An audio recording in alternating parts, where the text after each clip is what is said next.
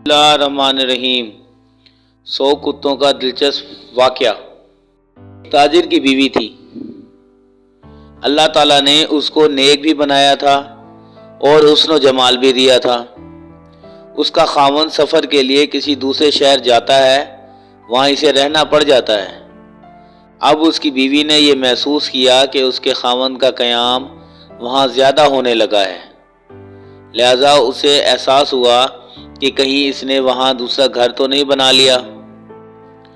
چنانچہ اس نے اپنی اعتماد والی ایک خادمہ سے کہا کہ تم اس کے پیچھے جاؤ اور دوسرے شہر میں جہاں رہتا ہے وہاں ہمسایوں سے جا کر معلومات حاصل کرو۔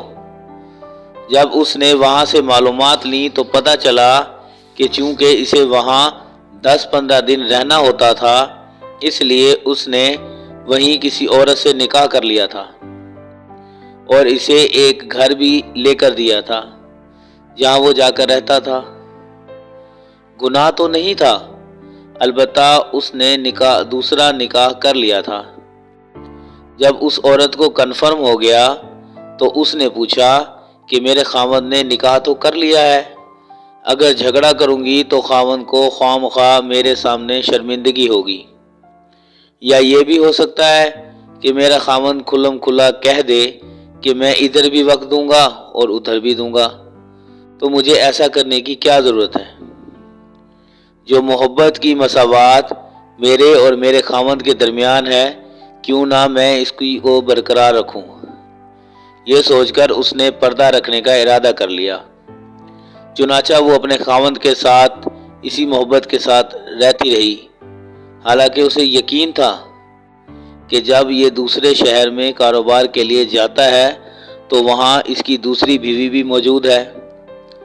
اللہ کی شان کہ کچھ مہینوں کے بعد خاوند کی وفات ہو گئی۔ جب خاوند کی وفات ہوئی تو اس کا جتنا سرمایہ تھا وہ سارے کا سارا اسی بیوی کے پاس تھا۔ جب اس کی تدفین کا مرحلہ مکمل ہوا اور اس کی وراثت کی تقسیم کا وقت آیا تو اس کی بیوی نے اپنا حصہ بھی الگ کیا اور دوسری بیوی کا حصہ بھی الگ کر دیا،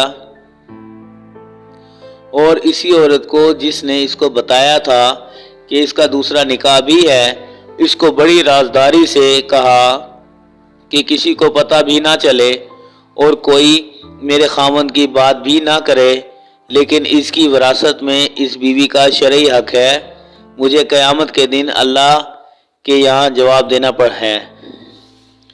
اس کا حق میں نہیں کھا سکتی، لہذا یہ پیسے لے جاؤ اور اس سے کہو کہ تمہارے خاوند کی میراث میں یہ تمہارا حصہ ہے، اسے وصول کر لو۔ وہ عورت وہ رقم لے کر خاتون کے پاس گئی اور کافی ساری رقم تھی۔ اس نے جا کر اس سے بات کی کہ اس کے خاوند کی وفات ہو گئی ہے اور اس کی بیوی نے اس کی وراثت میں سے تمہارا حصہ نکالا ہے، کیونکہ تم بھی آخر اس کی بیوی ہو، اور اگر تمہارا حق کھائے گی تو وہ قیامت کے دن اللہ کو جواب نہیں دے سکے گی۔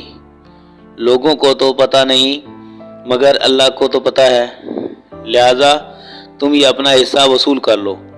اس عورت نے وہ رقم پکڑ کر کہا، اللہ اس کا بھلا کرے، وہ کتنی نیک عورت ہے، وہ کتنی اچھی عورت ہے جس نے میرا خیال رکھا۔